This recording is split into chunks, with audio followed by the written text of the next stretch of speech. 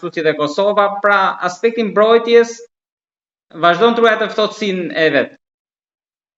Aspekti mbrojtjes ruan atë një trajtësi dhe vetë, do të thoja unë. Ne jemi aleat në NATO, edhe pse pesha specifike që zë Shtetet Bashkuara apo vende të tjera më të mëdha në raport me Shqipërinë është e pakrahasueshme. Jemi aleat në NATO, kemi drejta dhe detyrimet barabarta ndaj aleancës, marrëdhëniet e fuqizimit ushtarak dhe të ngritjes së kapaciteteve vazhdojnë. Pra në nivel, bazuar në informacionin që ka në nivel teknik, bashkëpunimi në fushën e mbrojtjes dhe sigurisë është në nivelet më të larta.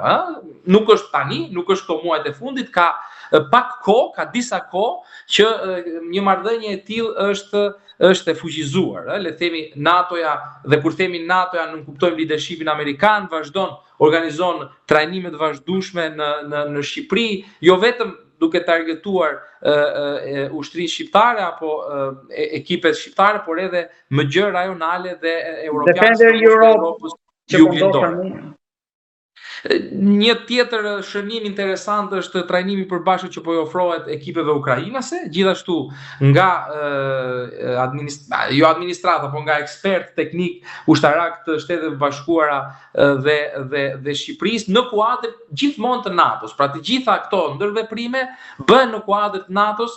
Shtetet e Bashkuara nuk kanë një marrëdhënie bilaterale me anëtarët e NATO-s në sensin ushtarak. Pra në sensin ushtarak gjithçka Shtetet e Bashkuara e veshin me mantelin e NATO-s, e cila është sigurisht një safe haven për ata, sepse është një organizatë ushtarake dhe çdo gjë nën këtë ombrellën e organizatës nuk mund të interpretohet si një marrëdhënie dypatëshe mes vendeve apo mes antarëve të caktuar. Zoti Xhaxhiu, për të ardhur në Europë, ju ku mendoni që duhet kapemi fort? Tek Britania që spranua maskampet, tek Gjermania që ka halle më të mëdha, tek Franca që Macroni ka përfunduar 6-7% edhe është nga fundi, apo tek Italia që duket sikur është më e fortë për momentin, e ka dhe linjën e komunikimit paktën Trumpi me Europën, apo duhet përqendrohemi më mirë trinjtë te Erdogani sepse nuk lëviz gjë? Mendoj që Shqipëria duhet shikojë drejt perëndimit, Shqipëria ka humbur trenin e perëndimit në jo pak raste.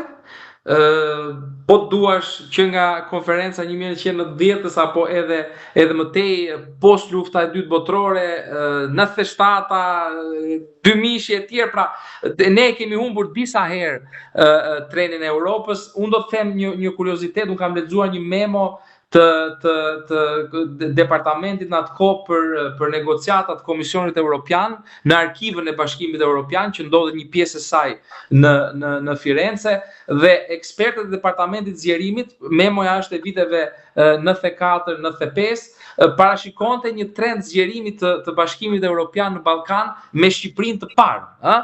Pra është dokument autentik, për fat keq nuk mundet ta fotografoja, do të ishte tepër interesante edhe për studiuesit. Pra, i flasim për vite ku ish Jugosllavia ishte ende në këmbë, ku konflikti në Bosnjë ishte atje, kur Kroacia nuk kishte fituar ende atë fizionominë e një shtetit mirëfill, pra ishte gjithsesi organizuar në atë post Jugosllavi. Slovenia gjithashtu pjesë e ish Jugosllavisë nuk shihej si një kandidat i thjesht, dhe kandidati i parë më i thjesht me justifikimin se nuk ka konflikte ushtarake, nuk ka problematika kufinsh, pra këto kanë qenë, le të themi, standardet e asaj kohe, nuk kanë problematika etnike, pra Shqipëria është një popullsi shqiptare me minoritete të njohura që në atë kohë kryesisht greke. Pra ishte një mozaik që i jepte Shqipërisë dritën jeshile për të qenë i pari. Nuk flitej për vite, tashmë është bërë modës për të folur për vite, po flasim për vitin 94-95, ku Shqipëria shihej si vendi më i përshtatshëm dhe më thjeshtësisht i integrueshëm në Bashkimin Evropian. Pra, një hyrje e gjatë për të thënë që e kemi humbur disa herë trenin e Europës, më pas 97-ta ndodhi, më pas gjithçka tjetër, dhe besoj kjo memo ka përfunduar në arkiva. Pra, nuk i falet më Shqipërisë të humbas këtë mundësi.